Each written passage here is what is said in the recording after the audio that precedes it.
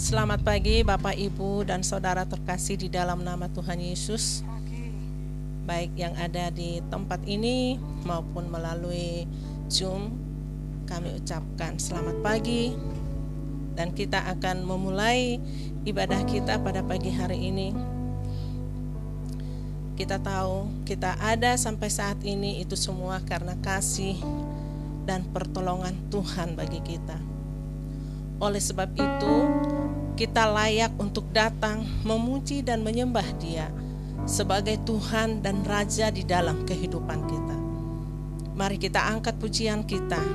Kita nyanyikan bersama-sama, kita katakan, Yesus kami puja.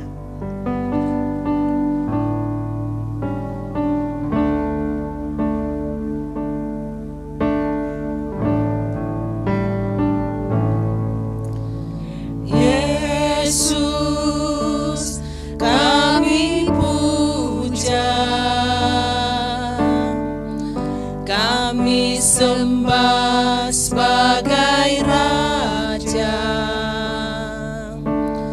berdiri di tengah kami, ditinggikan dan dipuji,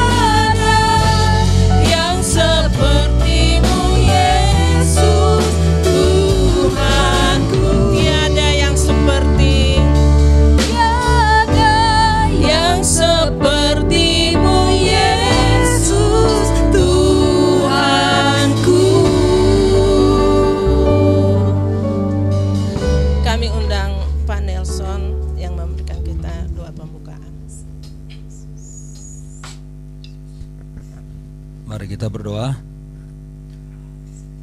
Terima kasih Tuhan untuk kebaikan-Mu waktu demi waktu. Engkau selalu berkati sertai pelihara kami. Kami bersyukur karena Tuhan baik, dan kami datang beribadah kepada Tuhan. Biarlah kiranya Tuhan kami tetap memiliki semangat, sukacita, gelora hati untuk Tuhan, karena kami tahu bahwa Tuhan selalu hadir menyertai kami. Kami berdoa supaya Tuhan terus memakai semua orang-orang yang melayani kami pada hari ini, saudara-saudara kami, dan juga untuk seluruh peralatan pun Tuhan pakai menjadi alat kemuliaan-Mu, dan juga yang ikut Zoom Tuhan juga memberkati semua. Dan Tuhan, biarlah kami sungguh-sungguh selalu memberikan hati kami kepada Tuhan, pikiran kami kepada Tuhan, jiwa kami kepada Tuhan, bahkan seluruh keberadaan kami, sehingga benar-benar kami beribadah di dalam fokus hanya kepada-Mu saja sebagai Allah yang kami tinggikan, Allah yang kami sanjung, yang kami muliakan, tapi juga yang Allah kami nantikan untuk melawat kami lewat firman-Mu yang akan kami dengar nanti. Terima kasih Bapa, dan akhirnya biarlah ibadah kami ini jadi di dalam nama Bapa, Anak, dan Roh Kudus. Amin. Ya, kita akan masuk ke dalam ruang kesaksian. Bagi Bapak dan Ibu yang ada di tempat ini maupun yang ada di rumah dimanapun, kami persilahkan jika ada yang mau berbagi kesaksian. Tetapi sebelumnya saya undang untuk bangkit berdiri. Kita akan nyanyikan satu pujian bagi Tuhan, menyatakan syukur kita kepadanya.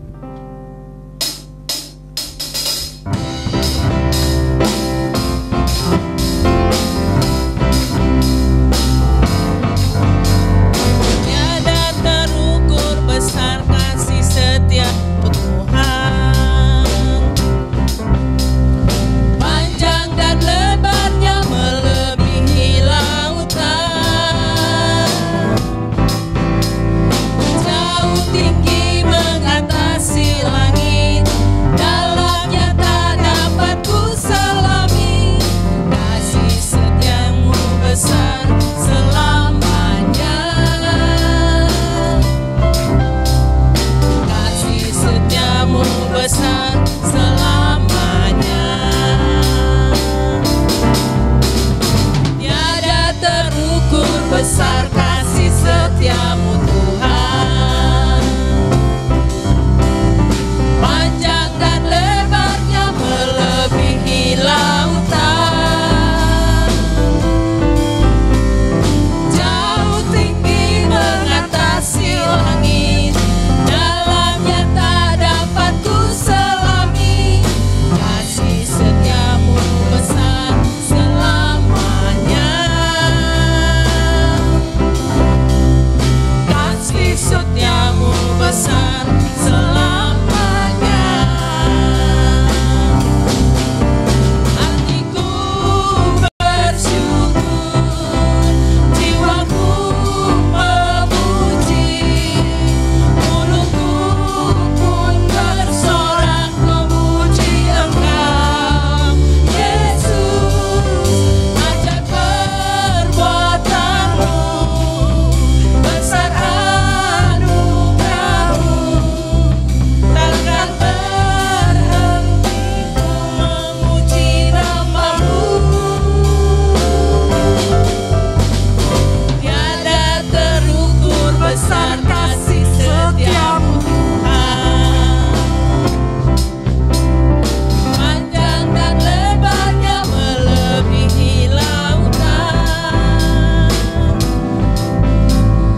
jauh tinggi mengatasi langit, dalamnya tak dapat ku selami, kasih setiamu besar selamanya, kasih setiamu besar selamanya. Ya, kami persilahkan bagi Bapak Ibu maupun yang ada di rumah, waktu kami persilahkan.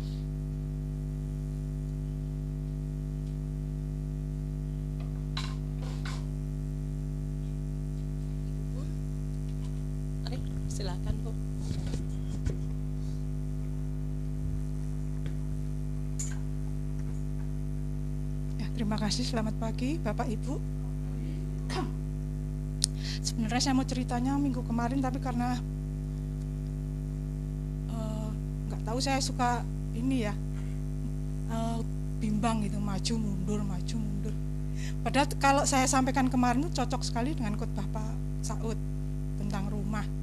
Saat itu Ibu Ade cerita tentang rumah, Pak Saud menyampaikan Tuhan Yesus naik ke surga akan menyiapkan rumah bagi kita, rumah yang luar biasa karena lantainya, jalannya aja dari emas ya. Sudah tidak terpikirkan oleh saya, benar-benar tidak terpikirkan kalau semua jalan dari emas, luar biasa. Saya berpikir kalau sudah seperti itu berarti sudah tidak menarik lagi ya. Tidak akan orang menginginkan untuk menggunakan perhiasan emas, karena seperti juga saat sekarang di dunia jalan dari aspal, dari beton, dan kita tidak tertarik untuk menggunakan aspal atau beton atau batu kerikil untuk perhiasan, karena itu sudah dianggap hal yang lumrah dan murah. Jadi luar biasa. Ini tentang rumah saya sampaikan. Saya mau bercerita, entah ada manfaatnya bagi Bapak Ibu Saudara atau tidak, pokoknya saya mau bercerita. Jadi beberapa waktu yang lalu itu pagi-pagi Kaleb ngetok-ngetok kamar saya. Ini kenapa anak ini pagi-pagi? Setelah saya keluar, dia langsung lapor, "Mama, ada ular." Jangan membayangkan ular itu, kalau ular pasti gede gitu ya, segede lengan gitu. Enggak, ini cuma segede kelingking, tapi tetap istilahnya kan dipanggilnya ular ya. Enggak mungkin ulir atau ulur gitu kan, enggak mungkin ya, tetap ular. Ya oke lah, ular. Mana ular? Tadi pas pagi-pagi itu, terus Kaleb lihat nyumput di belakang kulkas. Ya yuk dicari. Semangat saya. Awalnya masih bangun tidur pakai daster, karena takut nanti nyangkut ya malah ke ularnya. Saya, sebentar Mama ganti dulu, pakai ini dulu, pakai baju dinas keseharian, pakai celana pendek itu. Jadi kan nggak nyangkut ya. Kalau pakai daster kan takutnya nyangkut nanti. Jadi oke lah, cari diuprek-uprek di belakang kulkas. Jadi berdua antara berani dan takut. Antara berani dan takut. Ini Mama yang begini, geser kulkasnya. Ya, terus Kaleb takut ini. Ya udah ayo Mama. Jadi waktu udah dioprek-oprek kok nggak keluar. Mungkin nyumput di situ mah. Jadi kulkas kan ada kakinya itu, ada bolongnya kakinya seperti rongga gitu. Mungkin masuk di situ. Kok nggak mau keluar ya mah? Oke lah. Terus saya bingung, ini biar ularnya mau keluar bagaimana ini? Saya googling ya, cari di Mbah Google. Apa yang membuat ular itu nggak suka gitu, terus kemudian keluar. Terus ada yang termudah dan gampang di rumah, ada itu karbol. Oke lah, saya ambil karbol. Ya pengetahuan. Saya ambil karbol, saya tuangkan di kaki-kaki kulkas itu. Kok lama banget, saya sampai nungguin di depan gitu. Sampai ini kok nggak keluar-keluar. Terus saya iseng, coba di ini, siapa tahu, karena kalau waktu dituangkan karbol itu dia meleleh ke lantai gitu, berarti kan itu nggak mampet gitu, bolong. Oke lah, saya ini lep tolong itu digini-gini pakai lidi. Terus ini bolong kok mah. Akhirnya kami berdua udah, berarti fix ini udah bukan di kulkas. Kita cari mah di mana? Waduh, terus saya dalam hati berdoa, Tuhan, entah ya ini konyol atau enggak, tapi pokoknya saya kalau ini sudah putus asa. Wah, gimana ini nyarinya? Tuhan tolong tunjukkan supaya itu jedol gitu ya, keluar gitu, kelihatan, jadi saya bisa memburunya. Aduh, memburu. Akhirnya saya berdoa, Tuhan tolong tunjukkan ini di mana posisinya. Udah itu saya diem sambil sini enggak ada. Oh, pasti di situ. Jadi gini, dapur kami itu kan terbuka ya Bapak Ibu Saudara. Terus ada tempat pembuangan air. Itu dari dulunya sebelum, pokoknya bangunannya seperti itu. Itu kalau itu belakang selokan. Jadi kalau hujan itu kalau sudah dari genteng kami itu udah nggak mampu lagi menampung, dari selokan juga nggak mampu menampung, jadi menggenang aja seperti banjir ya di belakang itu. Nah itu tutupnya itu kami buka, jadi biar lancar. Nah pas waktu itu saya lupa nutup, terus kata Pak Pur, itu kalau banjir biasanya mereka masuk lewat saluran air. Oh, terus saya pikir, ya saya dikasih hikmat sama Tuhan, ini pasti nyumputnya yang nyumput lah, karena dia suka lembab, suka bersembunyi di tempat-tempat yang gelap lembab. Akhirnya saya angkat, karena di situ ada ya kayu bekas packing gitu, bekas packing saya taruh, terus atasnya saya taruh bekas mesin air itu karena milik kantor, jadi nggak kami buang ya, disimpan nanti suatu saat kalau mereka nanyakan dikembalikan. Terus tapi udah rusak sama mesin penyemprot air untuk mencuci mobil, itu ditaruh di situ, lembab karena kan kayu. Nah itu saya angkat terus saya lihat, ada yang mulungker gitu ya, di situ bener. Jadi di kayu itu ada yang mulungker gitu. Lep, bener nggak itu? Bapak, ibu udah merinding ya? Maaf ya, maaf ya Bu. Bukan maksud saya membuat ibu-ibu merinding. Terus akhirnya, iya bener mah. Terus Mama kok tahu sih? Tadi Mama berdoa. Terus saya, akhirnya udahlah, gimana ini caranya? Jadi kami antara takut dan berani, tapi harus ini kan ya. Akhirnya ya udahlah, gimana caranya? Terus bingung, kami berdua, gimana ya Mah? Gini. Terus akhirnya sama Kaleb punya ide. Apalah itu nggak tahu, api disemprot pakai heat itu. Jadi buk gitu ya, menimbulkan api yang menyebar gitu. Jadi disemprot, ini api disemprot, gitu langsung. Wah itu loncat dia sih itunya, ularnya, tapi belum mati. Akhirnya saya kejar, terus entah itu menyelip di tembok yang retak itu. Terus kata Kaleb, udahlah Mah biarin. Wah nggak bisa dibiarkan, kata saya, nanti Mama nggak bisa tidur mikirin itu tuh, nanti dia main kemana itu, harus sampai ketemu. Akhirnya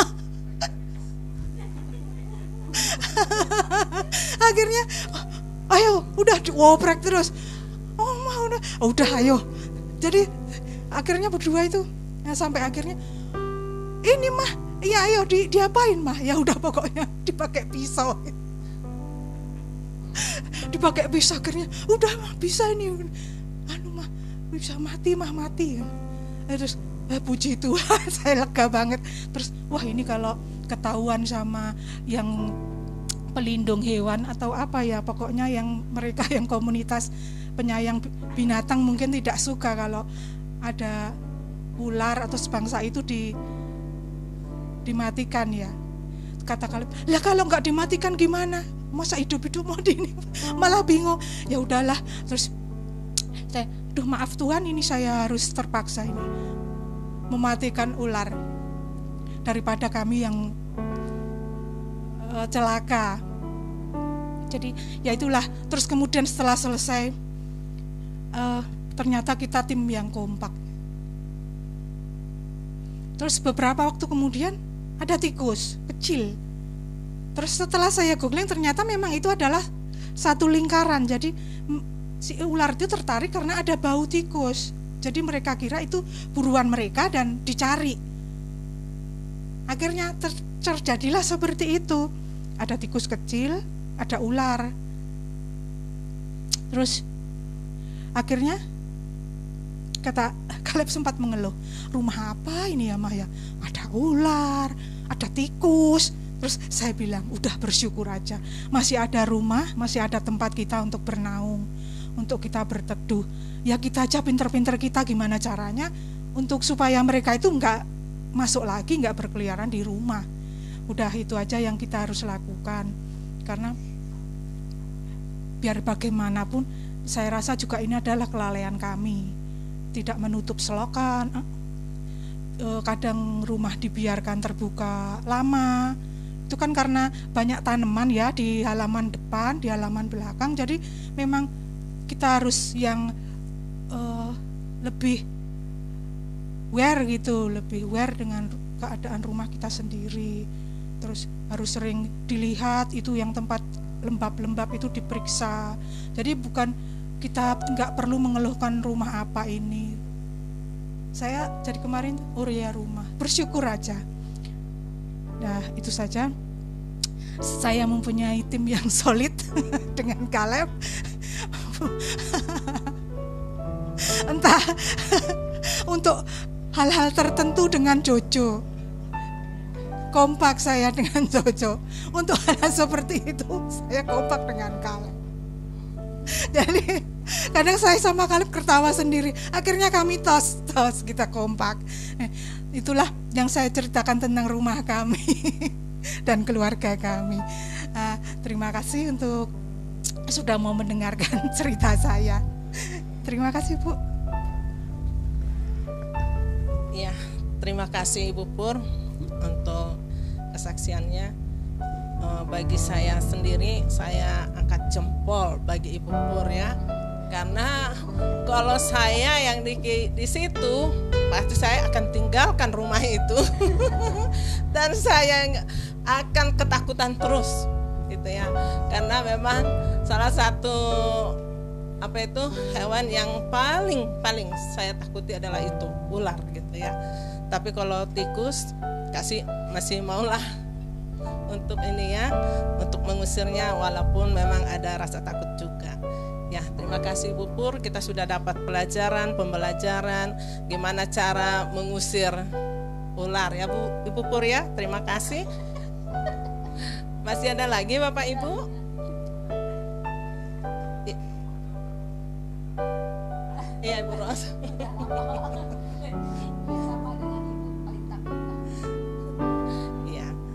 Ya, baik. Kalau tidak ada lagi, kita akan lanjutkan ibadah kita. Kita akan mau mendengarkan firman Tuhan. Sebelumnya kita akan nyanyikan pujian Ku Hidup Bagimu.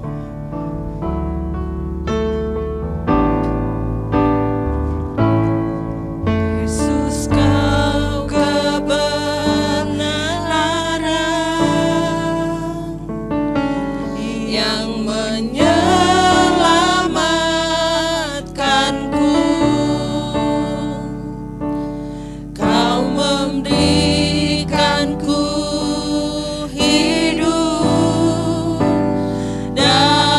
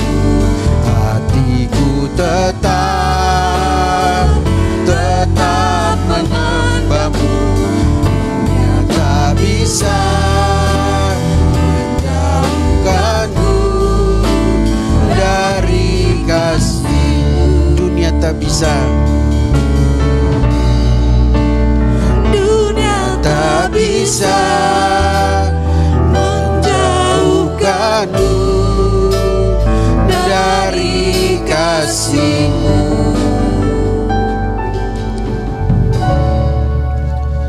Benar Bapa, dunia tak bisa menjauhkan kami dari kasih-Mu yang begitu berlimpah, anugerah-Mu yang begitu besar.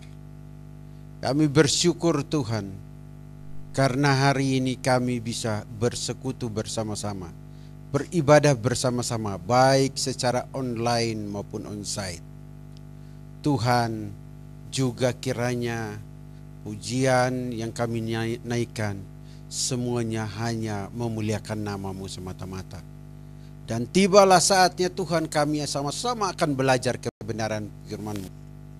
Kiranya firman-Mu ini Tuhan kami dapat pahami, karena Roh Kudus Engkau yang celikan hati dan pikiran kami, dan Engkau yang membukakan kebenaran, sehingga kami ketika membaca firman Tuhan, merenungkan firman Tuhan, Tuhan, kami mengalami pertumbuhan iman dan mampukan kami untuk melakukannya, sehingga firman-Mu dapat menjadi pelita bagi kaki kami dan terang bagi jalan kami.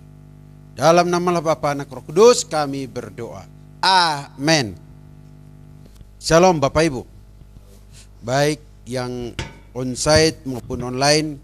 Hari ini senang sekali kita bisa beribadah bersama-sama.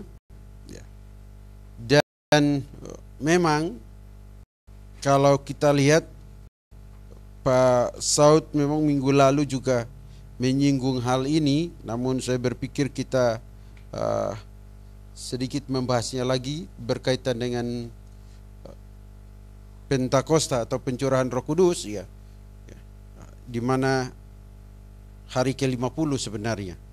Bapak Ibu, kita akan lihat baik-baik di Kisah Para Rasul pasal yang kedua. Ya, Kisah Para Rasul pasal yang kedua, dan saya lihatnya itu panjang sekali sebenarnya. Saya siapkan ini pasal, bukan hanya pasal kedua, tapi pasal ke-1 dan kedua, ya, bacaannya, ya, cuman karena supaya tidak terlalu ini, kita nanti lain kali akan merenungkannya, atau mungkin minggu depan bisa ada yang lain yang melanjutkannya, ya. Nah Bapak Ibu, kalau kita lihat Kisah Para Rasul pasal 2, ya, dan saya baca satu ayat aja, ya. Saya ambil aja di ayat yang ke-17,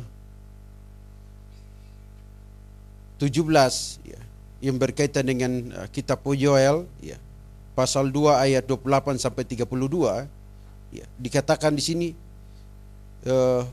Petrus memberikan penjelasan akan terjadi pada hari-hari terakhir.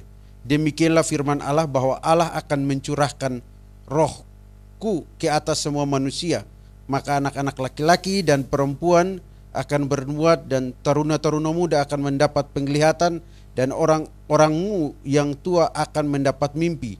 Juga ke atas hamba-hambaku laki-laki dan perempuan akan kucurahkan Roh-Ku pada hari-hari itu, dan mereka bernubuat, dan aku akan mengadakan mujizat-mujizat di atas langit dan tanda-tanda di bawah bumi, darah dan api dan gumpalan asap.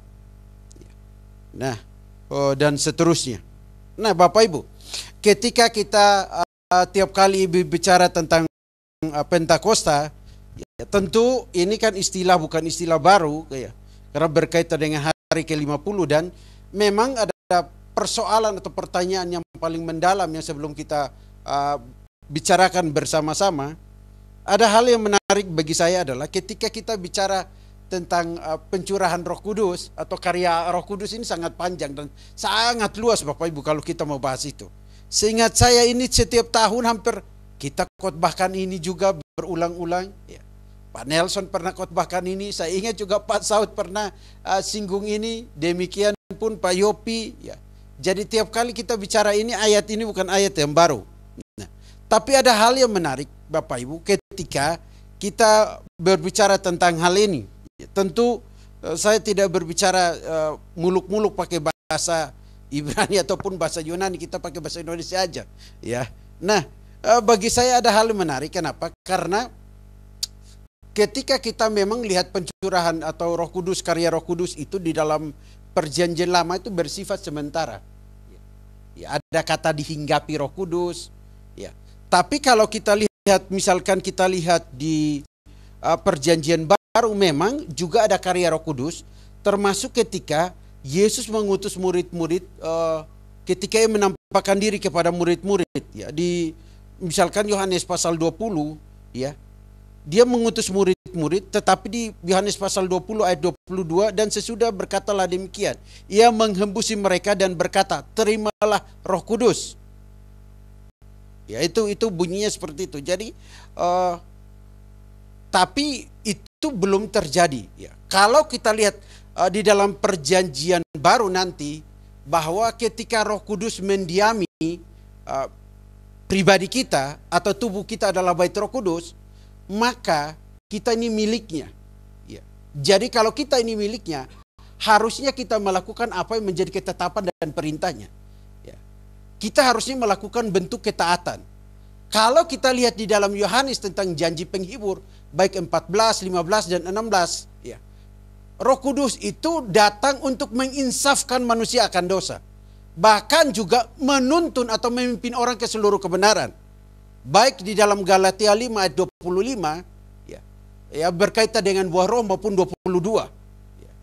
Jadi kita lihat baik-baik bahwa ketika Roh Kudus dicurahkan dan dia mendiami kehidupan orang percaya, ada hal-hal yang harusnya diperagakan oleh orang percaya. Nah, tentu memang sangat panjang dan sangat dalam ketika kita bicara tentang Roh Kudus.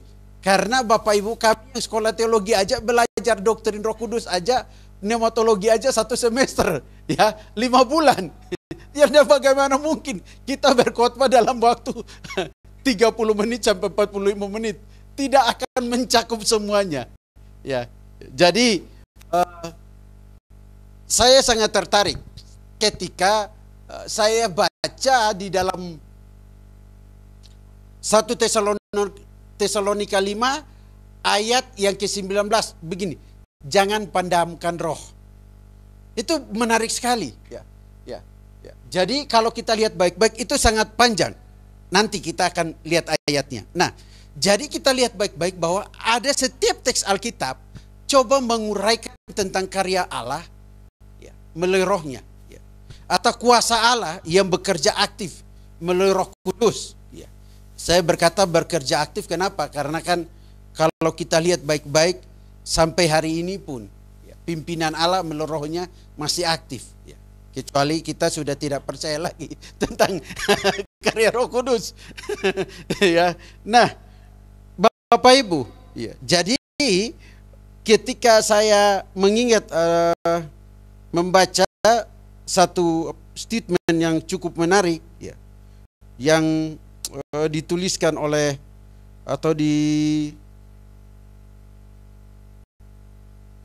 ECF, ya, dia berkata begini, panggilan untuk melayani, kami percaya bahwa kehadiran Roh Kudus yang tinggal dalam diri orang percaya dan kuasa transformasinya memberikan semua orang percaya suatu kehidupan dan panggilan baru untuk melayani dalam ketaatan. Ketika saya membaca ini, lalu saya berpikir, kalau begitu apa tujuan Allah mencurahkan Roh Kudus? Apa tujuan dari Pentakosta?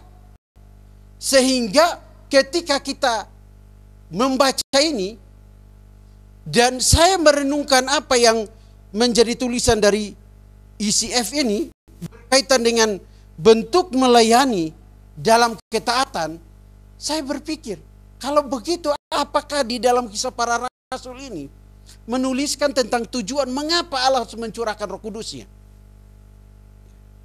Nah, Bapak Ibu yang saya kasih dalam Yesus Kristus, yuk kita lihat baik-baik. Jadi ketika kita baca, memang tadi saya baca itu berkaitan dengan Yoel, yang dikutip oleh Petrus ketika orang menganggap bahwa mereka sedang mabuk ketika terjadi pencurahan Roh Kudus. Ya. Mengapa demikian? Bapak Ibu, kalau Bapak Ibu punya Alkitab, ya, coba Bapak Ibu juga bisa melihatnya dengan baik-baik. Ya, karena di ayat 13, tetapi orang lain menyindir, mereka sedang mabuk oleh anggur manis. Ya. Sehingga Petrus memberikan argumentasi khotbah Petrus. Namun khotbah Petrus ini tidak bisa dilepaskan dari pasal 2 ayat 1. Ya. Tapi juga kita juga tidak bisa lepaskan dari pasal 1. Kenapa? Karena ada janji di situ. Ya. Ya. Jadi Roh Kudus dijanjikan di pasal 1. Jadi kalau kita lepaskan, kita nggak akan lihat benang merahnya dan kita nggak akan tahu tujuan kisah para rasul ini ditulis. Nah, Bapak Ibu yang saya kasih dalam Yesus Kristus, ya, pertanyaannya adalah untuk kita renungkan bersama-sama apa tujuan dari Pentakosta. Karena memang kita baca di sini ada berkaitan dengan Daud juga disinggung. Ya. Kenapa saya bilang Daud disinggung? Karena di ayat 25 sampai ayat 30 ya, berkaitan dengan keturunan Daud. Ya, berkaitan dengan takhta kerajaan. Ya, itu juga berkaitan dengan penggenapan janji. Ya, nubuatan. Ya, jadi ini menarik sekali. Tapi mengapa kok ini kalimat ini muncul ya, di tengah-tengah narasi berkaitan dengan pencurahan Roh Kudus? Ya. Nah, Bapak Ibu jemaat Tuhan yang saya kasih dalam Yesus Kristus, saya ingat ketika ada seorang bertanya kepada saya begini, Pak, kalau saya sudah bisa berbahasa roh, saya sudah kepenuhan Roh Kudus, itu tanda saya sudah lebih rohani daripada orang lain. Saya berkata, siapa yang ngajarin kayak gitu? Saya bilang, kok bisa timbul pemikiran dan pengajaran seperti itu? Ya. Lalu seolah-olah dewasa rohani dan tidak dewasa rohani itu pada saat orang bisa berbahasa roh, katanya. Padahal kalau baca baik-baik Bapak Ibu berkaitan dengan peristiwa Pentakosta, Bapak Ibu, mereka berbahasa, namun bahasa itu dapat dimengerti. Dialeknya, ya, orang dapat paham. Nanti kita akan lihat baik-baik. Kalau memang kita lihat di dalam Korintus misalkan berkaitan pasal 12 dan 14 berkaitan dengan karunia roh, itu pun ada tujuannya. Ketika orang berbahasa lidah, itu pun harus ada yang menafsirnya. Atau bernubuat pun ada orang yang harus. Kenapa? Karena tujuannya membangun jemaat. Jadi bukan asal ngomong. Nah, ini menarik sekali. Ketika kita baca ini, kita akan memiliki satu pemahaman yang menarik. Lepas daripada istilah, apakah istilah bahasa Yunani glossolali atau apapun istilah-istilah orang yang pakai, tapi kita lihat Alkitab menjelaskan secara baik dalam bahasa Indonesia. Nah, kita kembali, apakah tujuan dari pencurahan Roh Kudus? Perhatikan baik Bapak Ibu, ya. Kalau kita baca Kisah Para Rasul 2 ayat 17 sampai 21, ya, kita akan berkata, kita akan menyadari bahwa tujuan pencurahan Roh Kudus ini berkaitan dengan penggenapan janji Allah dalam perjanjian lama, atau penggenapan nubuatan di dalam perjanjian lama. Karena dia kutip Yoel pasal 2 ayat 28 sampai 32. Ya. Kalau kita lihat dari ayat 17 sampai ayat 21. Tapi jangan lupa bahwa kalau kita juga lihat dari pasal 1 ayat 4 dan 5 bunyinya seperti ini. Kisah Para Rasul, ya.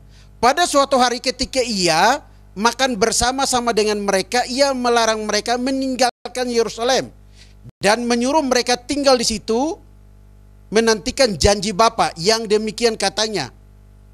Telah kamu dengar daripadaku, sebab Yohanes membaptis dengan air, tetapi tidak lama lagi kamu akan dibaptis dengan Roh Kudus.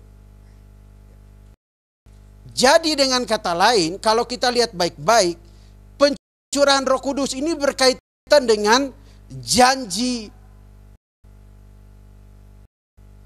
yang tidak lepas daripada penggenapan nubuatan. Tapi juga di dalam Yohanes pasal 14 juga janji tentang kedatangan penghibur. Jadi kalau kita lihat, memang benar ketika Roh Kudus diberikan, ini hal yang sangat menarik. Mengapa saya katakan hal yang sangat menarik? Karena hal ini tidak lepas daripada keselamatan. Ya. Mengapa saya katakan tidak lepas dari kata keselamatan, Bapak Ibu? Coba lihat baik-baik di pasal 2 ayat yang ke-21. Setelah terkait dengan nubuatan tersebut. Bapak Ibu bisa lihat ya. Dan barang siapa yang berseru kepada nama Tuhan akan diselamatkan. Lalu Bapak Ibu, kalau Bapak Ibu ada waktu, kita coba lihat baik-baik di Yoel pasal 2. Yoel pasal 2 Bapak Ibu. Berkaitan dengan hari Tuhan, dia kutip di situ. Di Yoel pasal 2, kemudian di ayat yang ke-32. Dan barang siapa yang berseru kepada nama Tuhan akan diselamatkan. Karena apa? Sebab di Gunung Sion dan di Yerusalem akan ada keselamatan. Seperti yang telah difirmankan Tuhan, dan setiap orang yang dipanggil Tuhan akan termasuk dalam orang-orang yang terlepas. Jadi dengan kata lain, kalau kita lihat bahwa Allah mencurahkan Roh Kudusnya, ada tujuannya. Bukan hanya orang bisa berbicara dengan bahasa lidah, ya. Dan kemudian Alkitab menjelaskannya bahwa bahasa tersebut, Bapak Ibu, kita lihat supaya kita jangan salah persepsi. Kita lihat baik-baik setelah di pasal 2 ayat yang kedua, kita lihat bahwa tiupan angin, ya, angin juga itu bisa berkaitan dengan, ada yang berkata itu berkaitan dengan hadirnya Roh Kudus, ya, karena kan kata pneuma dengan ada istilah-istilah nafas itu, ya. Tidak kita perlu terlalu panjang ke sana. Nah, di ayat 3 itu tampaklah kepada mereka lidah-lidah seperti nyala api. Yang menariknya, di ayat 4 penuhlah mereka dengan Roh Kudus. Lalu mereka mulai berkata-kata dalam bahasa lain, seperti yang diberikan oleh Roh itu kepada mereka untuk mengatakannya. Nah, bahasa-bahasa lain ini apa? Seolah-olah kok Allah memberikan Roh Kudus, orang bisa berbicara dengan bahasa lain, orang bisa bicara dengan bahasa lidah, itu menjadi kebanggaan. Padahal ada tujuan ketika orang bisa berbicara dengan bahasa lain. Nanti saya akan tarik sangkut pautkan dengan penginjilan. Nah, Bapak Ibu perhatikan baik-baik. Kemudian di ayat yang kelima, dikatakan diam orang-orang Yahudi yang saleh, dia berkaitan di bawah kolong langit. Dan di ayat 6 menjelaskan, ketika turunlah bunyi itu, berkerumunlah orang banyak. Mereka bingung karena mereka masing-masing mendengar rasul-rasul itu berkata dalam bahasa mereka sendiri. Artinya bahasa itu bisa dimengerti. Betul ya Bapak Ibu, ya? Bahasa lain tapi bahasa itu bisa dimengerti. Kemudian dialek mereka pun pasti dimengerti sudah. Ada kata tercengang di ayat 7. Ya. Dan dikatakan, bukankah mereka semua yang berkata-kata itu orang Galilea? Bagaimana mungkin di ayat yang ke-8 kita masing-masing mendengar mereka berkata-kata dalam bahasa kita pakai di negeri asal kita.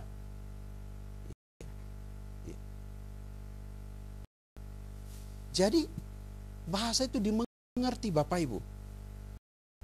Jadi kalau lihat baik-baik, kemudian dia menjelaskan golongan orangnya di situ. Ya, ada orang Parsia, Media, Elam, terus bahkan di ayat 11 mengatakan orang Yahudi maupun penganut agama Yahudi, ya, Kreta dan sebagainya. Ada orang Arab, ya, di ayat 11 itu. Lalu apa? Kita mendengar mereka berkata-kata dalam bahasa kita sendiri tentang apa, Bapak Ibu? Perbuatan-perbuatan besar yang dilakukan Allah. Jadi bahasa yang diberikan itu bukan seolah-olah menggambarkan saya kepenuhan Roh Kudus, tapi bahasa itu dimengerti, kemudian memberikan kesaksian bahwa apa yang menjadi karya Allah.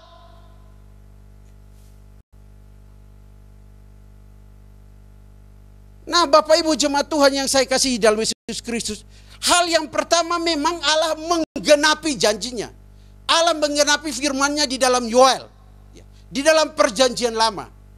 Tapi poin yang kedua, tujuan Allah mengaruniakan atau memberikan, di mana kita pelajari berkaitan dengan Pentakosta, apakah tujuan dari Pentakosta? Hal yang kedua inilah hal yang sangat esensi dan hal yang sangat penting. Mengapa saya katakan, kalau kita lihat tentang perbuatan-perbuatan besar yang dilakukan oleh Allah, ketika pencurahan Roh Kudus pun itu bukankah perbuatan besar yang dilakukan oleh Allah bagi umat manusia? Bagaimana mungkin Pak Nelson bisa ngomong bahasa Timur lancar, padahal Pak Nelson orang Medan, orang Batak, suku Batak. Sementara dibicara bahasa Timur suku saya misalkan. Saya pasti bertanya, sejak kapan Pak Nelson bisa berbicara seperti itu? Sejak kapan Pak Nelson bisa bicara tentang bahasa saya? Kalau bukan karya Allah yang memampukan Pak Nelson untuk menceritakan tentang perbuatan-perbuatan besar dari Allah. Jadi pencurahan Roh Kudus itu bukan gagah-gagahan bahwa saya ini adalah orang yang penuh dengan Roh Kudus, orang yang diurapi Tuhan, orang yang disertai oleh Tuhan. Tapi ketika momen itu terjadi, harusnya merupakan satu kesaksian yang besar agar orang lain melihat perbuatan-perbuatan besar yang dilakukan oleh Allah. Sehingga kita bisa melihat dan memahami bahwa memang benar dan sesuai dengan tujuan kisah para rasul ini ditulis. Mengapa saya katakan demikian, Bapak Ibu? Karena kalau kita membaca kisah para rasul, ya, tentu kita akan melihat konsistensinya. Dan saya akan perdalam berkaitan dengan kesaksian nanti, ya, di poin kedua. Tapi Bapak Ibu jemaat Tuhan yang saya kasih dalam Yesus Kristus, mana di akhir kisah. Nah ini Bapak Ibu, perhatikan di kisah para rasul bagian terakhir. Saya singgung dulu sebelum kita kembali.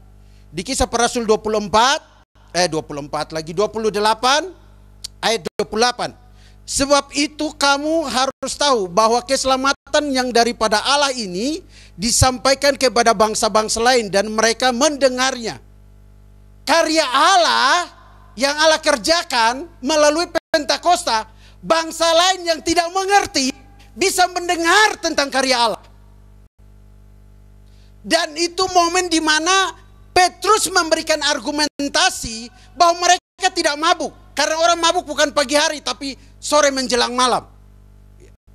Petrus memberi argumentasi bagaimana dia memberikan penjelasan tentang penggenapan dari kitab Yoel. Tetapi juga dia memberikan penjelasan tentang janji keselamatan yang dikerjakan oleh Allah melalui pribadi Yesus Kristus. Di ayat 22 dan seterusnya. Dan kita lihat baik-baik di dalam kisah para rasul 28 ayat 30 dikatakan seperti ini. Dengan terus terang dan tanpa rintangan apa ia memberitakan kerajaan Allah dan mengajarkan tentang Tuhan Yesus Kristus. Mengajarkan tentang Tuhan Yesus Kristus. Dan ketika kita lihat baik-baik Petrus mengutip kitab Yoel, dan menghubungkannya dengan berkaitan dengan keturunan Daud, ya. Tapi Petrus memberikan penegasan di ayat yang ke-36, Bapak Ibu. Ya. Ya. Jadi seluruh kaum Israel harus tahu dengan pasti bahwa Allah telah membuat Yesus yang kamu salibkan itu menjadi Tuhan dan Kristus. Kata lain ini berkaitan dengan Mesias dan Kurios dalam bahasa Yunani. Jadi Bapak Ibu jemaat Tuhan yang saya kasih dalam Yesus Kristus, berita Pentakosta berkaitan dengan pencurahan Roh Kudus bukan hanya sekedar penggenapan janji Tuhan. Tapi hal yang kedua yang sangat penting, yang sangat untuk kita pahami bersama-sama, yaitu tidak lepas daripada Kisah Para Rasul 1 ayat 8. Bapak Ibu, siapa yang hafal itu? Allah menghendaki para rasul menjadi saksinya. Dikatakan, kita balik dulu ke pasal yang ke-1, Bapak Ibu, ayat yang ke-8. Mari kita baca sama-sama.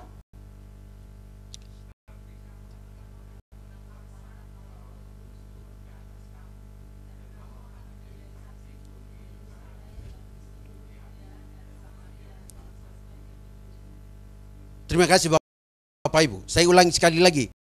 Tetapi kamu akan menerima kuasa kalau Roh Kudus turun atas kamu, dan kamu akan menjadi saksiku di Yerusalem, kemudian di Yudea, seluruh Yudea, Samaria, dan sampai ke ujung bumi. Secara geografi Bapak Ibu, ini dijelaskan di pasal selanjutnya. Karena nanti kalau Bapak Ibu misalkan ada kata misalkan Samaria, ya. Jadi dia nyinggung di pasal 1 ayat 8, tapi Samaria itu tetap disebutkan Bapak Ibu. Bukan berarti dilupakan, ini mungkin Samaria ini hanya sekedar disebutkan sekilas aja. Enggak. Ya. Tapi kalau Bapak Ibu lihat baik-baik bagaimana nanti pemberitaan Rasul Paulus maupun pemberitaan Petrus dan rasul-rasul lain berkaitan dengan daerah-daerah yang mereka tuju, itu tidak lepas daripada Kisah Para Rasul 1 ayat yang ke-8. Nah, kenapa saya katakan demikian? Ya. Ketika ada tanda-tanda diulangi lagi ya berkaitan dengan pasal 5. Ya. Nah, ini Bapak Ibu yang saya kasih dalam Yesus Kristus, ini adalah hal-hal yang cukup menarik dan cukup menggembirakan. Karena apa? Karena poin kedua, Allah menghendaki para rasul menjadi saksinya. Nah, kalau para rasul menjadi saksinya, bagaimana dengan kita? Rasul sudah tidak ada lagi, mereka sudah meninggal. Maksud saya murid-murid Yesus. Ya. Tapi kenapa kok rasul itu harus menjadi saksi? Ya. Kenapa Petrus itu ketika dia memberi kesaksian, kita harus percaya berkaitan dengan pencurahan Roh Kudus, dan ketika dia berbicara tentang pribadi Yesus Kristus di ayat yang ke-22 dan seterusnya. Misalkan begini Bapak Ibu, di ayat yang ke-40 ya Bapak Ibu ya. Dan banyak perkataan lain lagi yang ia beri suatu kesaksian yang sungguh-sungguh dan mengecam dan menasihati mereka, katanya. Jadi berilah dirimu diselamatkan dari angkatan yang jahat ini. Seruan keselamatan Bapak Ibu. Ketika dia khotbah tentang pencurahan, ketika dia berbicara tentang Pentakosta, pembelaan kepada orang-orang bahwa yang terjadi itu mereka tidak mabuk. Ya. Justru dia berbicara tentang apa? Keselamatan. Justru dia memberi kesaksian tentang apa? Keselamatan. Jadi Bapak Ibu jemaat Tuhan yang saya kasih dalam Yesus Kristus, harusnya ketika kita berbicara tentang Pentakosta, kita tidak bisa melupakan bagaimana perbuatan besar yang dilakukan oleh Allah di dalam Kisah Para Rasul 2 ayat yang ke-11. Maupun buktinya adalah apa? Kita lihat baik-baik di ayat yang ke-22. Hai orang Israel, dengarlah perkataan ini. Yang aku maksudkan. Jadi beliau berbicara tentang pencurahan Roh Kudus. Relasi narasinya dia sampaikan hal yang sangat penting. Dia memberikan penjelasan yang sangat penting. Yang aku maksudkan. Dikatakan di situ. Kemudian dia melanjutkan perkataannya bahwa Yesus dari Nazaret, seorang yang telah ditentukan Allah, dari yang telah dinyatakan kepadamu dengan kekuatan-kekuatan dan mujizat-mujizat dan tanda-tanda dilakukan oleh Allah dengan perantaraan dia di tengah-tengah kamu, seperti yang kamu tahu, dia diserahkan, berkaitan dengan disalibkan, bahkan di ayat 24, tetapi Allah membangkitkan dia dengan melepaskan dia dari sengsara maut, karena tidak mungkin ia tetap berada dalam kuasa maut. Jadi bicara tentang keselamatan, kebangkitan. Jadi Bapak Ibu, ketika kita baca peristiwa Pentakosta, pencurahan Roh Kudus dan sebagainya, harusnya kita mengingat ini bentuk bahwa Allah bekerja melalui Roh-Nya untuk memberikan peneguhan bahwa kita dimampukan olehnya untuk bersaksi. Jadi bukan hanya sekedar orang berbicara, oh saya bisa berbicara begini. No, salah. Tapi tujuannya membangun jemaat, membangun iman seseorang, membangun agar orang menyadari dan berjumpa dengan Yesus sebagai Tuhan dan Juru Selamat. Bapak Ibu jemaat Tuhan yang saya kasih dalam Yesus Kristus, ketika saya melihat bahwa betul kamu harus menjadi saksi, kalau Roh Kudus turun atas kamu. Dan kita tahu bahwa Roh Kudus bukan hanya turun atas kita, tapi saat ini mendiami kita. Karena apa? Di dalam Korintus menuliskan tubuh kita adalah bait Roh Kudus. Kalau tubuh kita itu dan kita adalah miliknya, harusnya kita menyadari bahwa kita punya peran. Yaitu apa? Menjadi saksi.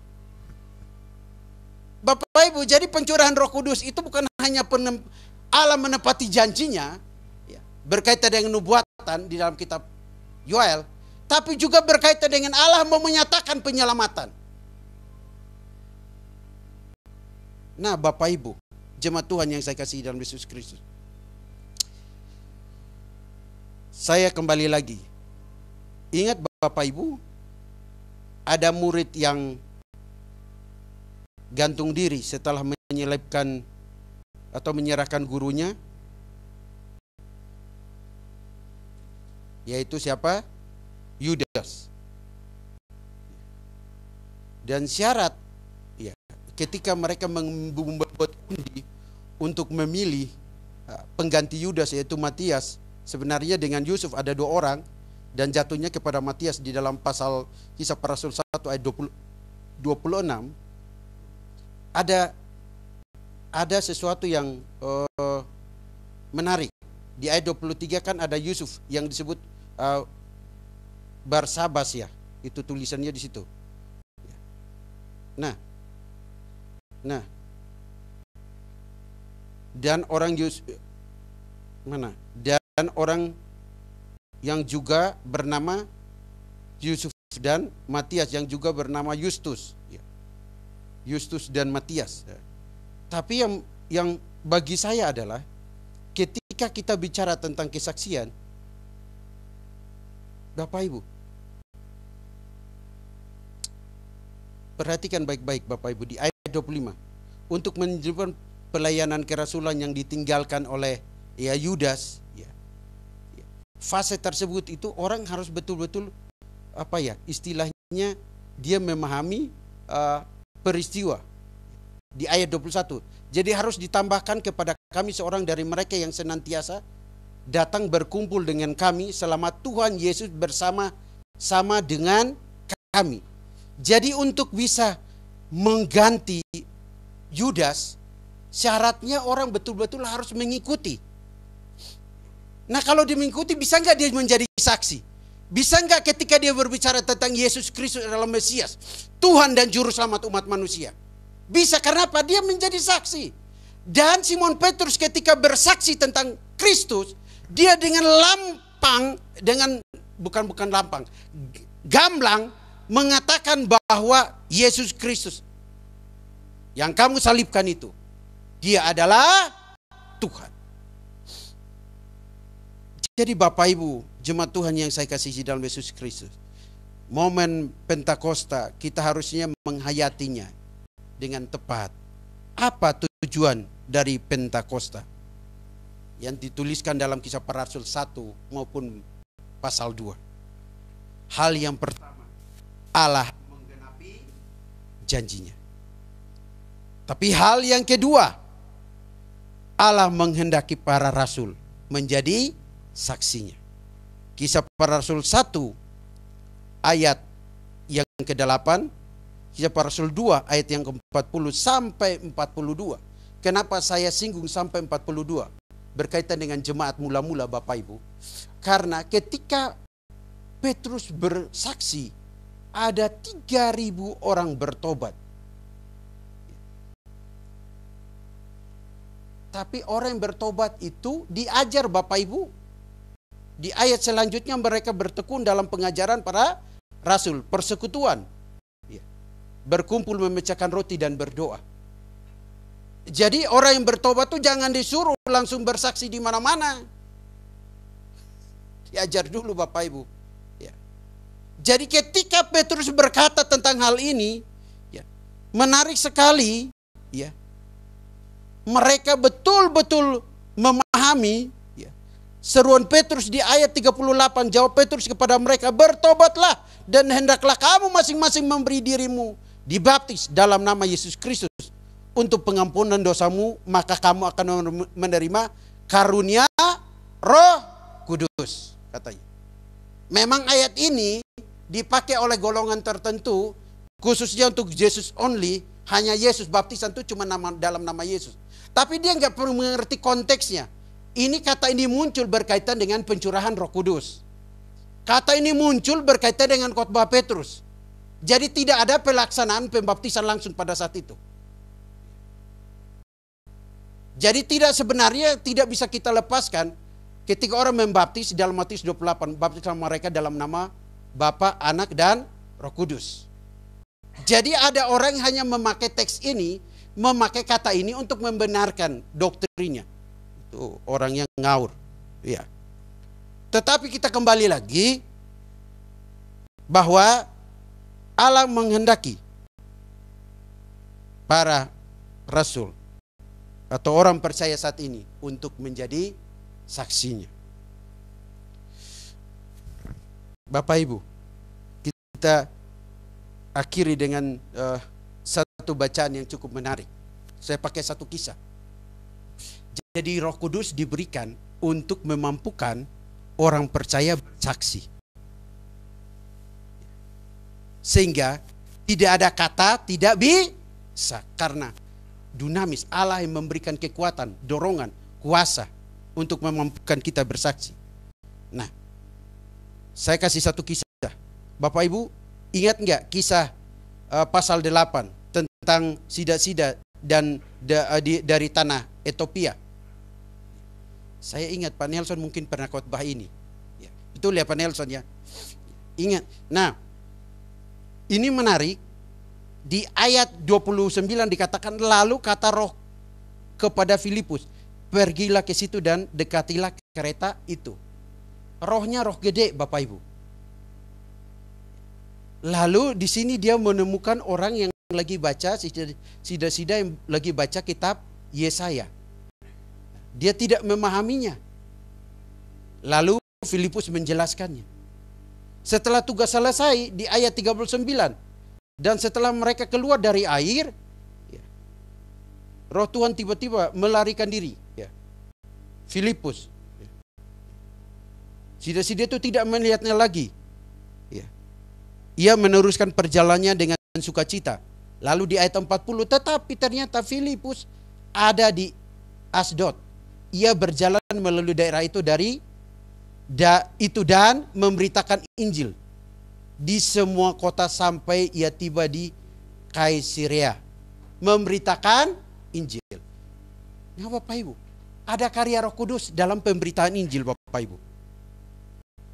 Jadi kalau Allah yang berkarya melalui Roh Kudus, ketika Roh Kudus dicurahkan, berita keselamatan itu punya otoritas, punya kuasa. Ketika kita berkata bahwa Yesus Kristus adalah Tuhan dan Juru Selamat, kita bukan hanya berkata-kata dengan kemampuan kita atau fasih lidahnya kita, tapi ada karya Allah yang bekerja di tengah-tengah pemberitaan kita. Makanya di dalam Kisah Para Rasul, berita Injil itu disampaikan dalam berbagai bahasa agar orang mengerti tentang karya dan perbuatan Allah. Berita keselamatan pun harusnya bisa dalam berbagai bahasa agar orang dapat mengerti siapa Yesus, Tuhan dan Juru Selamat. Bapak Ibu jemaat Tuhan yang saya kasihi dalam Yesus Kristus, sekali lagi, apa tujuan dari Pentakosta? Hal yang pertama, Allah menggenapi janjinya. Tapi hal yang kedua, Allah menghendaki kita maupun para rasul pada saat itu untuk menjadi saksinya.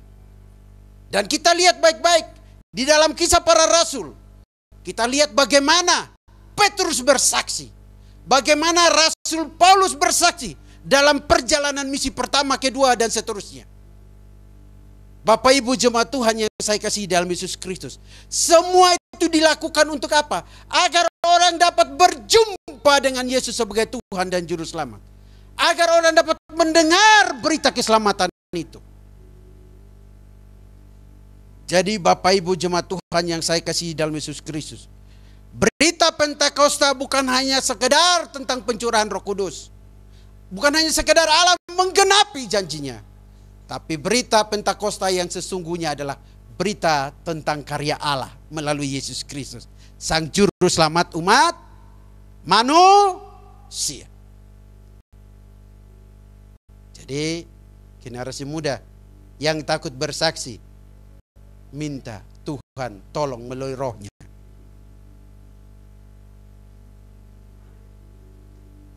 Contohnya mana? Lihat aja Filipus tadi kan ada kasusnya. Roh Kudus, Roh yang menuntun dia.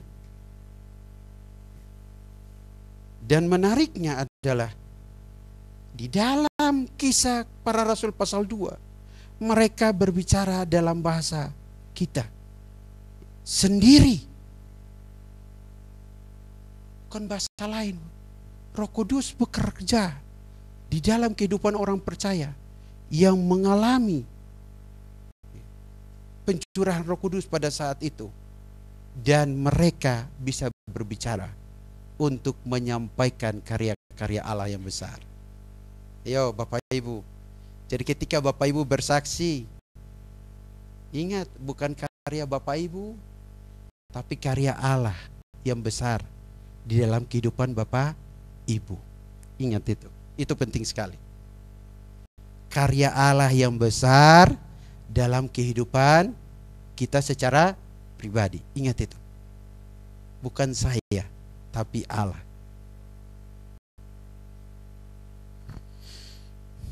Sebelum saya mengakhiri khotbah saya hari ini, saya kemarin malam membaca salah satu status teman saya itu menarik. Saya tidak tahu ada di mana status itu. Mudah-mudahan ketemu. Status itu dia bilang begini, dia tulis begini. Tapi kelihatannya dia copy paste status orang lain karena ini tulisannya di Facebook. Dia berkata begini, dalam doa kita membawa orang kepada Tuhan. Dalam penginjilan kita membawa Injil Tuhan kepada orang-orang. Sekali lagi Bapak Ibu, dalam doa kita membawa orang-orang kepada Tuhan. Kalau doa syafaat kan begitu. Kita bukan hanya berdoa untuk kepentingan kita, tapi orang-orang kepada Tuhan agar mereka diselamatkan. Ya Bapak Ibu ya. Tapi yang menariknya dikatakan selanjutnya, dalam penginjilan kita membawa Injil Tuhan kepada orang-orang.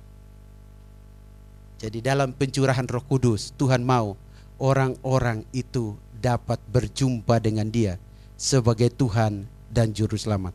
Dia adalah Mesias, Dia adalah Allah. Sehingga Petrus memberikan kesimpulan yang sangat lantang di ayat 36. Jadi seluruh kaum Israel harus tahu dengan pasti bahwa Allah telah membuat Yesus yang kamu salibkan itu menjadi Tuhan dan Kristus.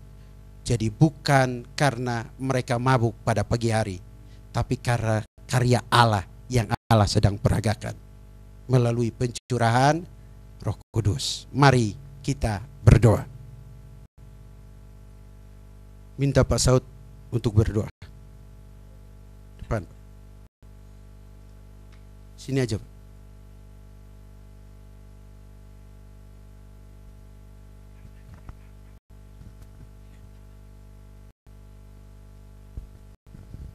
Bapa di surga, terima kasih firman Tuhan yang disampaikan pada pagi hari ini. Kami diingatkan kembali bahwa pencurahan Roh Kudus itu tujuannya adalah untuk menggenapi setiap janji-janji Tuhan di dalam perjanjian lama, sehingga Tuhan genapi di dalam perjanjian baru. Bahkan pada saat ini, dan juga diajarkan bahwa kami menjadi saksi-Mu Tuhan, seperti Tuhan katakan kepada rasul-rasul bahwa mereka akan bersaksi menyatakan Yesus Kristus sebagai Tuhan dan Juru Selamat. Sehingga sungguh-sungguh ini boleh kami juga dilakukan di dalam kehidupan kami masing-masing Tuhan. Sehingga kami boleh melakukan apa yang telah diperintahkan Tuhan kepada kami masing-masing. Sehingga kami boleh memberitakan Injil kepada setiap orang-orang yang kami kenal maupun yang kami tidak kenal Tuhan. Hamba-Mu yang Tuhan percayakan pada pagi hari ini, biarlah Tuhan juga memberkati dia, menolong dia Tuhan, supaya senantiasa dia menjadi saksi-Mu Tuhan. Saksi yang hidup di tengah-tengah orang percaya maupun di tengah-tengah orang yang tidak percaya Tuhan. Terima kasih Tuhan. Kami serahkan hamba-Mu ini dan juga keluarga hanya ke dalam tangan pengasihan-Mu. Hanya di dalam nama Tuhan Yesus Kristus kami berdoa. Amin.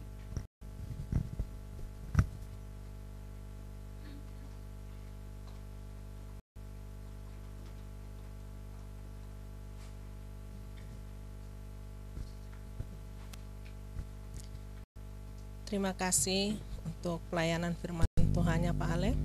Kiranya Tuhan Yesus memberkati Bapak, pelayanan dan keluarga.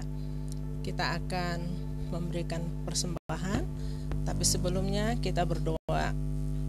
Minta Ibu Ros yang memimpin kita dalam doa. Mari kita berdoa.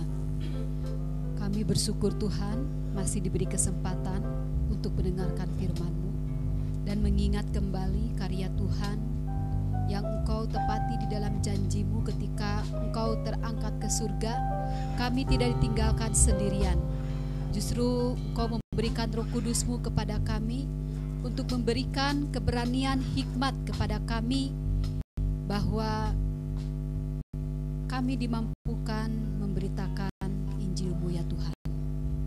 Pakai kami, siapapun kami ya Tuhan, supaya Roh Kudus yang sudah ada di dalam hati kami masing-masing berkarya melalui hidup kami, melalui diri kami, di mana Injil boleh diberitakan, di mana sikap hidup kami boleh menjadikan cerminan Yesus Kristus selagi kami masih ada. Kami bersyukur untuk itu ya Tuhan, dan sebentar kami akan memberikan persembahan kepada Engkau. Biarlah ketulusan, sukacita dalam hati kami ada untuk memberi apa yang menjadi rasa syukur kami terhadap berkat-berkat yang Engkau curahkan di dalam kehidupan kami. Di dalam nama Tuhan Yesus Kami berdoa dan mengucap syukur. Amin. Kita akan memberikan persembahan. Bagi yang bertugas silahkan. Kita nyanyikan lagu Tiada Terukur Besar Kasih.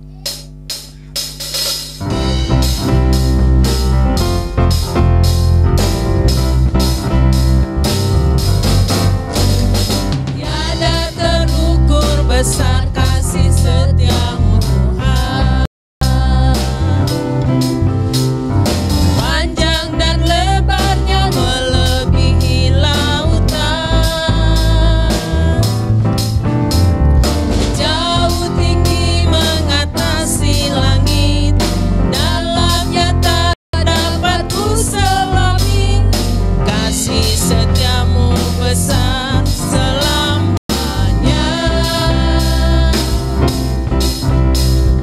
kasih setiamu besar selamanya. Untuk warta dan doa kami persilahkan.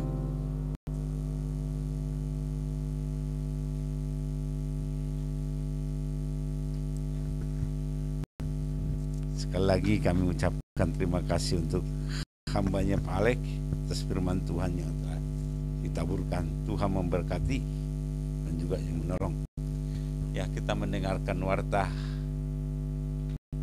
Ya, persembahan kita totalnya 310.000. Tuhan memberkati setiap laporan keuangan kita ya dari Ya, saya akan bacakan laporan keuangan kita, baik itu yang ada di kas tunai maupun dari bank kita ya. Dari buku kas tunai, uang kita dari 1 Januari 2023 sampai 30 April 2023 itu ada 1.156.850. Bapak dan Ibu boleh nanti lihat kembali. Lalu laporan keuangan kita dari bank 1 Januari sampai 30 April 2023 saldonya 2.479.128 rupiah. Ya, demikian laporan keuangan yang bisa kami laporkan. Kiranya Tuhan memberkati kita. dan juga kita bersyukur untuk yang berulang tahun bulan Mei ini ya. Ya, pertama 14 Mei saudara kita Yudi, 16 Mei Saud Sihombing, 16 Mei juga Rindu Hutaswait ya. Dan juga tanggal 23 Ibu Mei, tanggal 26 saudara Arya Ginting ya. Ya, hari Selasa Ibu Mei ulang tahun. Selanjutnya hari apa? Hari ulang tahun juga. Pasti Pak Nelson udah siap-siap ya. Pak ini. Pak Alek dan juga Pak Nelson siap-siap ya. Pak Alek udah siapin kadonya untuk Ibu Mei. Ya. Pak Nelson udah siapin. Biasanya udah menuntut jauh-jauh hari ya. Ya. Ini kita pelayanan hari Minggu tanggal 28 Mei. Ya. Kita juga ya bisa dibaca ya. Ya. Oba Pak Yopi kita tetap dengarkan di Radio Cip. Ya.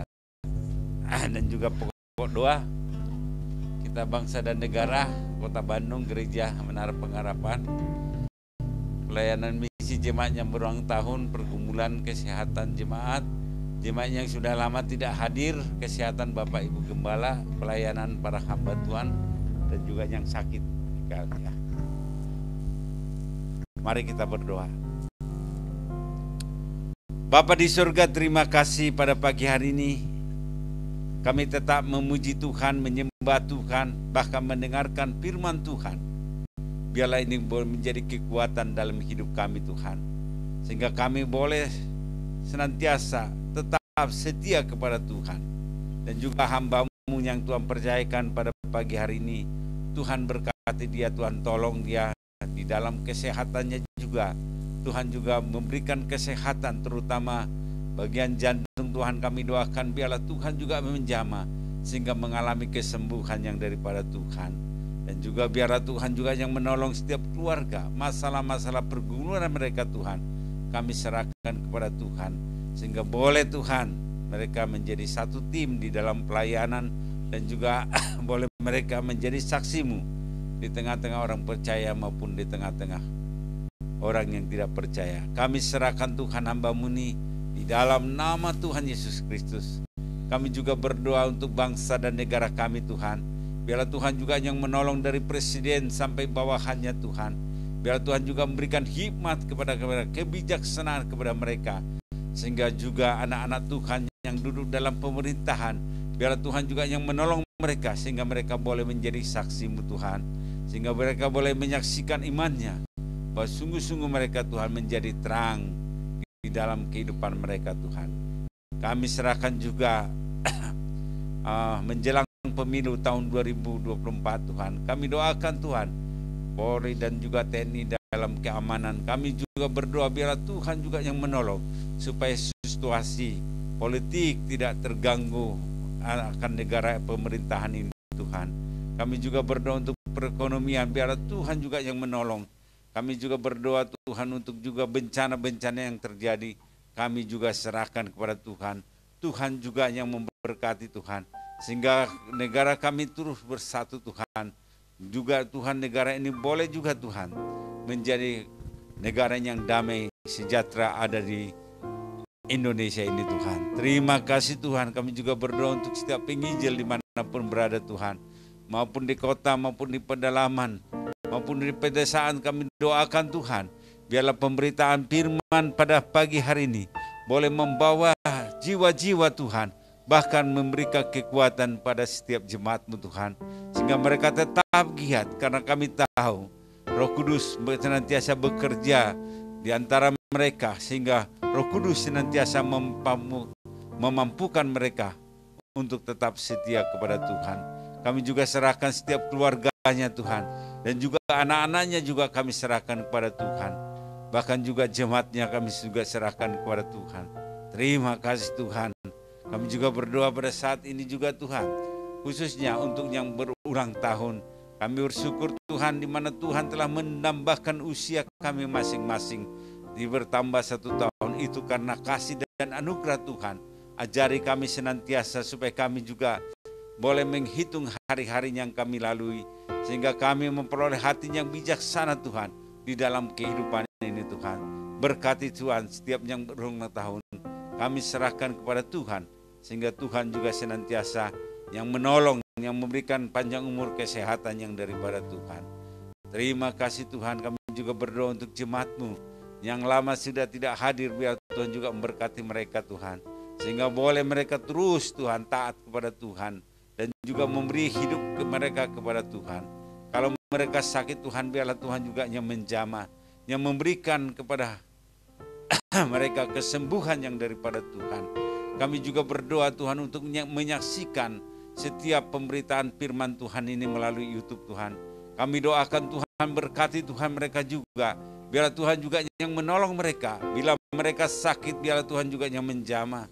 Bila mereka kekurangan, biarlah Tuhan juga mencukupkan. Bila mereka mempunyai pergumulan dan masalah yang berat, biarlah Tuhan juga memberikan jalan keluar sehingga mereka dapat menanggungnya Tuhan. Terima kasih Tuhan. Kami juga berdoa pada saat ini juga Tuhan, untuk juga hamba-Mu gembala di tempat ini, biarlah Tuhan juga memberkati dia, memberikan hikmat yang daripada Tuhan, sehingga dia boleh Tuhan pakai selalu luar biasa.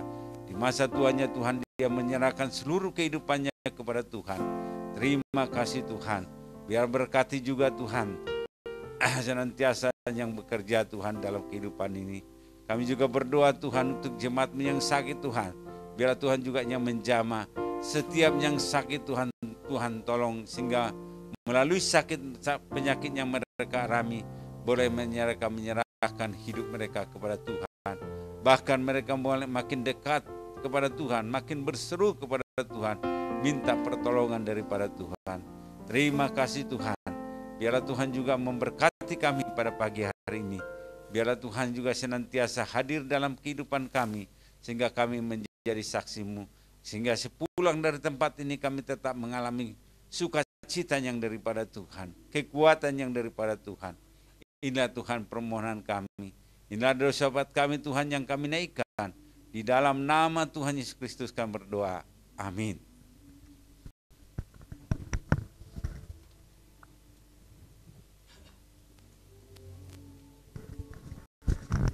Bapak Ibu, saya undang bangkit berdiri, kita sama-sama mengikrarkan pengakuan iman rasuli. 3, 2, 1. Aku percaya kepada Allah, Bapa yang Maha Kuasa, Kali langit dan bumi, dan kepada Yesus Kristus, anak-Nya yang tunggal Tuhan kita, yang dikandung dari Roh Kudus, lahir dari anak darah Maria, yang menderita sengsara di bawah pemerintahan Pontius Pilatus, disalibkan, mati dan dikuburkan, turun ke dalam kerajaan maut. Pada hari yang ketiga, bangkit pula dari antara orang mati, naik ke surga, duduk di sebelah kanan Allah, Bapa yang Maha Kuasa, dan akan datang dari sana untuk menghakimi orang yang hidup dan yang mati. Aku percaya pada Roh Kudus, gereja yang kudus dan am, persekutuan orang kudus, pengampunan dosa, kebangkitan daging dan hidup yang kekal. Bapak Ibu, arahkanlah hatimu dan terimalah berkat daripada Tuhan kita Yesus Kristus. Tuhan Allah kiranya menyinari wajahmu dan memberi engkau damai sejahtera. Kiranya kasih karunia di dalam Yesus Kristus, yang adalah Tuhan dan Juru Selamat kita, nyata hidupmu hari lepas hari, baik di dalam pelayananmu, dalam studimu, dalam pekerjaanmu. Dan kiranya tuntunan dari Roh Kudus menyertaimu untuk menjadi saksi-saksi Kristus dimanapun engkau berada, mulai saat ini sampai Maranatha, Kristus datang kembali yang kedua kali. Amin.